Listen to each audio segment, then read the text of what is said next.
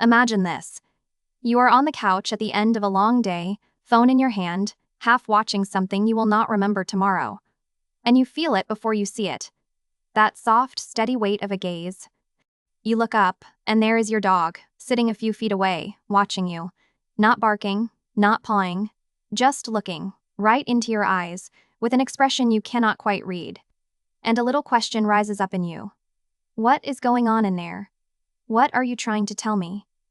Tonight, I want to answer that question with you. Because that stare is not random, and it is not nothing. It is one of the oldest, most remarkable conversations on Earth, happening quietly in your living room, between a human and a dog who chose each other across thousands of years. I am Dr. Ellie, and I am so glad you are here. There are 7 real reasons your dog stares at you, and by the end of tonight you will be able to look back and know, more often than not, which one you are looking at. Most of them will warm your heart. 1 or 2 will surprise you. And the 7th, the very last one, is the one I most need you to know, because it is the one that can quietly matter for your dog's health. So please, stay with me all the way to the end. Before we count them, I want to give you one idea to hold on to, because it changes how you see all 7. A dog stare is not a stare the way a stranger's stare is. In the animal world, a hard, locked gaze between 2 unfamiliar dogs is tension, a challenge, something to be careful about. But somewhere along the long road from wild animal to the friend on your floor, dogs did something almost no other species does. They learned to look into human eyes on purpose, softly, to connect with us. And when they do, something beautiful happens in both of you. Scientists have measured it.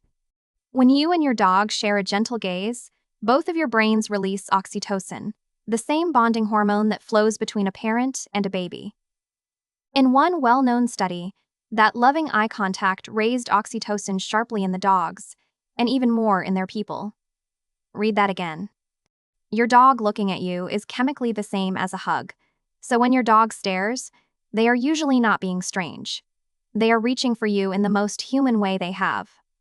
It helps to remember that dogs cannot use our words, and yet they live inside our world, full of doors and meal times and moods and rules they never quite get to read.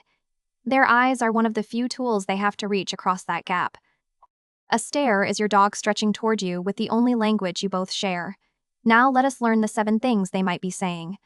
The first reason is the sweetest, and it is the one we just described.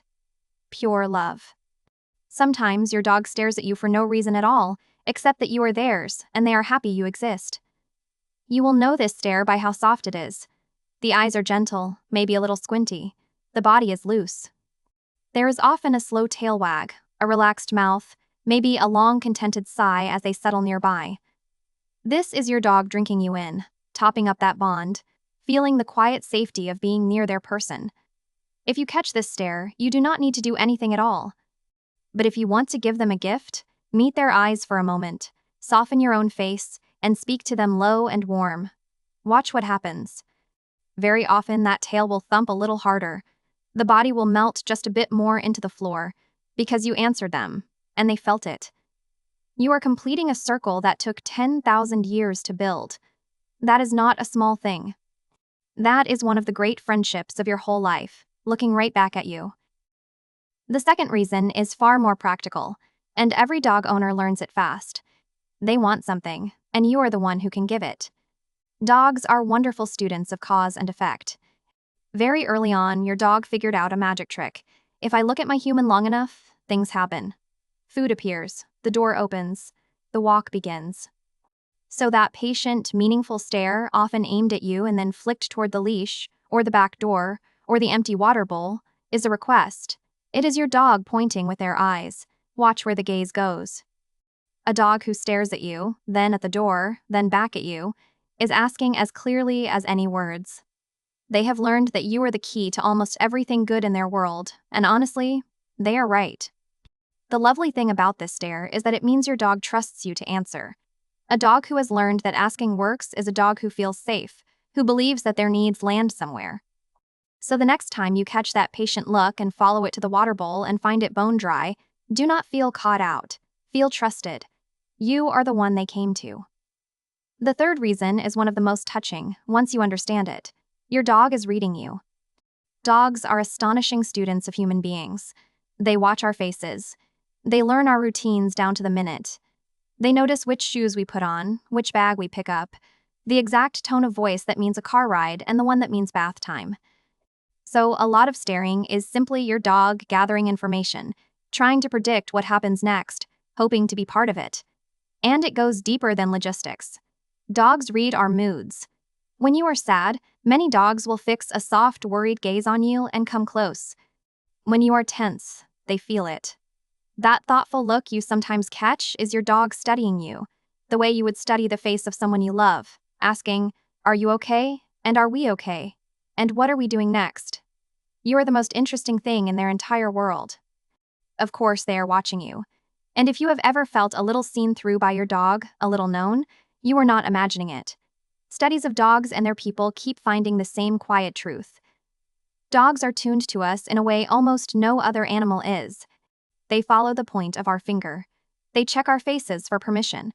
They can tell, from across a room, whether we are about to reach for a leash or reach for our keys. That steady watchfulness is not idle. It is your dog keeping their whole heart pointed at you all day long, hoping to be included in whatever comes next. The fourth reason lives right beside the third, and it is a hopeful one. Your dog is waiting for a cue. If you have ever done any training with your dog, even the gentle, everyday kind, you have taught them a quiet lesson. Good things come from paying attention to you. A dog who has learned that sitting earns a treat, that eye contact earns praise, that watching you closely tends to pay off, will offer you that focus on purpose. This is the bright, alert, hopeful stare. Ears up. Body ready. Eyes flicking to your hands, to your face, waiting for the word or the gesture that starts the next good thing. It is not neediness. It is partnership. Your dog has decided that you are the center of the game, and they are watching for their turn to play. If you see this look and you have a minute, reward it. Ask for a simple sit, give a little praise, toss a treat. You will be feeding the very best kind of habit, a dog who looks to you for guidance instead of making up their own plans. The fifth reason is one we all secretly recognize, and it makes us laugh. The dinner table stare. You know this one. You sit down to eat, and there they are. That soulful, unblinking, deeply invested gaze, tracking every trip from your plate to your mouth as if it were the most important event in human history. This is your dog working you, in the most charming way a creature can. And here is the honest part. Somewhere along the line, whether we admit it or not, that stare got rewarded. One dropped crust, one little bite handed down under the table, and a lesson was learned. If I stare long enough at dinner, sometimes it rains food. There is nothing wrong with your dog for doing this. It is smart. But if the begging has taken over your meal times, remember that you are the one holding the pattern. Stay kind, stay consistent, and do not feed a stare you do not want to see every single night. And please, keep your own food to yourself here, because so many of the things we love, onions, garlic, grapes, raisins, chocolate, and anything sweetened with xylitol, are genuinely dangerous for dogs. The sixth reason is a tender one, and it asks a little more from us. Sometimes the stare is worry. Some dogs are deeply, achingly bonded to their people, and for them, you leaving the room can feel like the floor tilting. These are the dogs who follow you from the kitchen to the bathroom to the bedroom and back, who settle only when they can see you, who fix you with a steady, anxious gaze as if trying to hold you in place with their eyes. In its gentle form, this is just a devoted, Velcro-hearted dog, and it is nothing to worry about. But when that watching tips into real distress, pacing when you reach for your keys, panic when you leave, a dog who cannot relax unless they are touching you, that can be separation anxiety. And it is a real and treatable thing.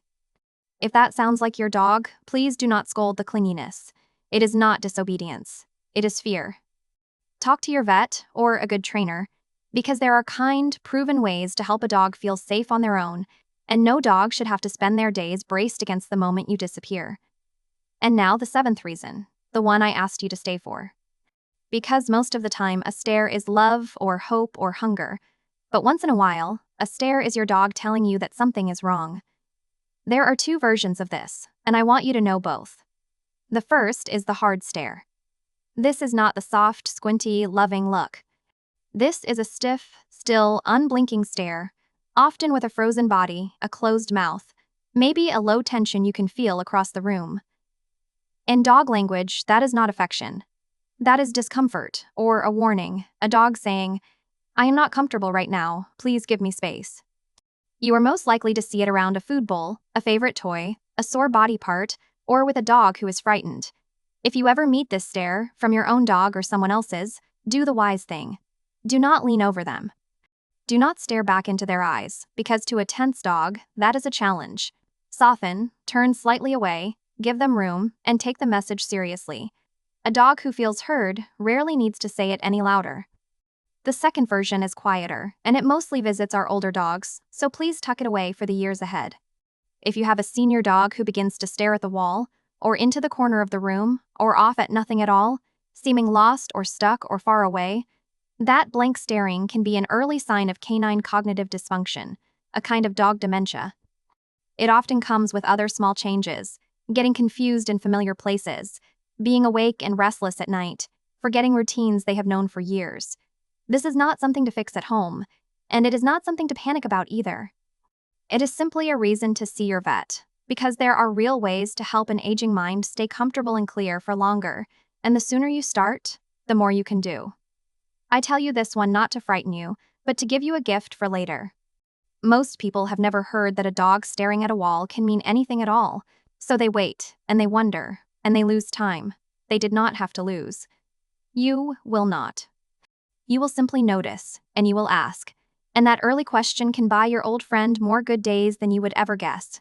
So there they are. The 7 reasons your dog stares at you. Love. A request. Reading you. Waiting for a cue. Begging at the table. Worry. And, now and then, a real message about how they feel. And here is what I most want you to carry out of tonight. The overwhelming majority of the time, that gaze on the side of your face is a good thing. It is affection. It is trust. It is a creature who has decided out of the whole loud world that you are the thing worth watching. So do not walk away from this video suddenly suspicious of every look. Walk away curious. Walk away paying a little closer attention. Because the real skill is not memorizing 7 labels. It is learning your own dog. Learn their soft, loving stare so well that you know it by heart. And then, on the rare day the look is different, tighter, blanker, more worried, you will feel it right away. You will not need to have the answer. You will just make one simple call to the one person trained to find it, your own veterinarian. You be the eyes. Let them be the hands. I think of a dog named Cooper, a big, gentle shepherd whose family came to see me. They were not worried exactly. They just mentioned, almost in passing, that lately he had taken to standing in the kitchen and staring at the wall for a while in the evenings. It would have been so easy to call it a quirk. But because they noticed, and because they said something, we were able to look into it early, and to help him, and to give that family more good, clear-eyed evenings with their boy. They did not need to be doctors. They just paid attention, and then they asked. And I think about how close that story came to going the other way, how 100 families in that exact moment would have shrugged and said, "Oh, he is just being weird," and moved on. The only difference was noticing.